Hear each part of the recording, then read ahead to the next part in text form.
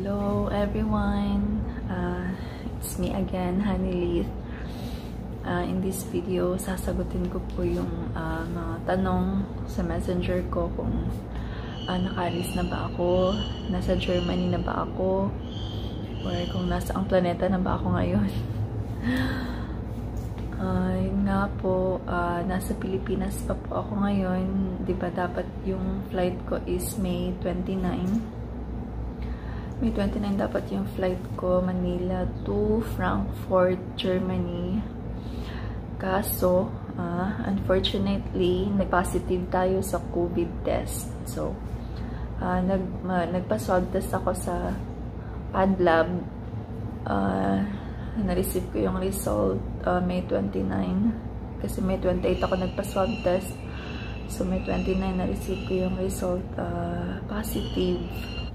Yun, kailangan kong mag 14 days quarantine.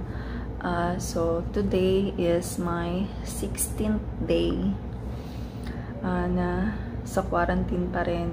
Kahapon, nagpa-swab test ako sa PadLab ulit kasi 15 days ka na kahapon. And then, na-receive ko ulit today yung result kaninang umaga. And positive pa rin. Positive pa rin tayo sa COVID-19. Yun, hindi pa rin ako makaalis. So, na-stuck ako dito sa Manila. And, hindi ko alam kung kailan ulit ako magiging normal.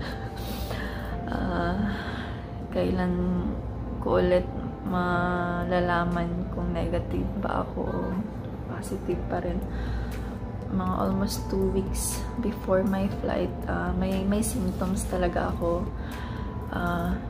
I have had fever. Siguro mga 2 days ako nagka-fever. And then, cough, dry cough. Tapos, loss of smell, loss of taste. Yun, walang panlasa. Hindi ko malalasahan yung mga pagkain. Tapos, hindi ko rin maaamoy. So, akala ko ano lang siya, normal lang siya na flu. May 30. Bumalik na yung panlasa ko. Bumalik na yung smell.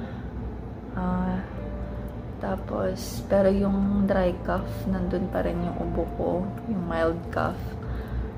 Pero ngayon, okay naman na. Wala na.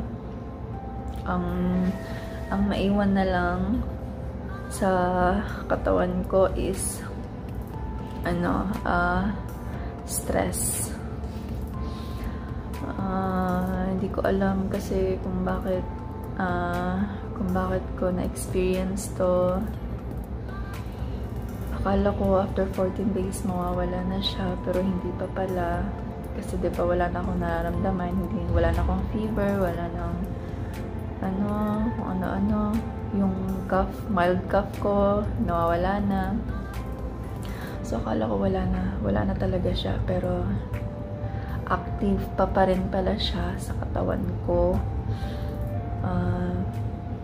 Nilalabanan pa rin siya ng katawan ko. Ngayon, naiwan na lang is yung stress. Di ko alam kung anong gagawin ko. Alam mo yun, nadi-disappoint ako. Hindi ko alam kung mag-e-expect pa ba ako na mag-negative or ano.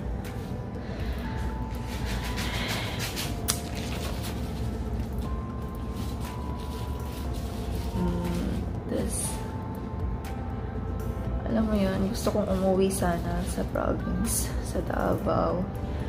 Kaso, diba kailangan ng negative result.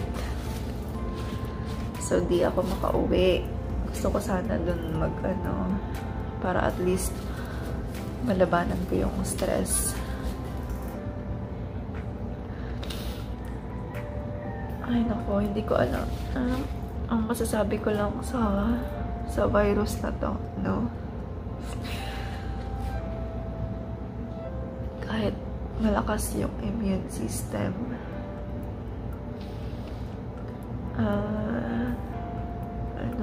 doon tayo mahihirapan. Sa stress talaga. Wala na kapag mag-isa.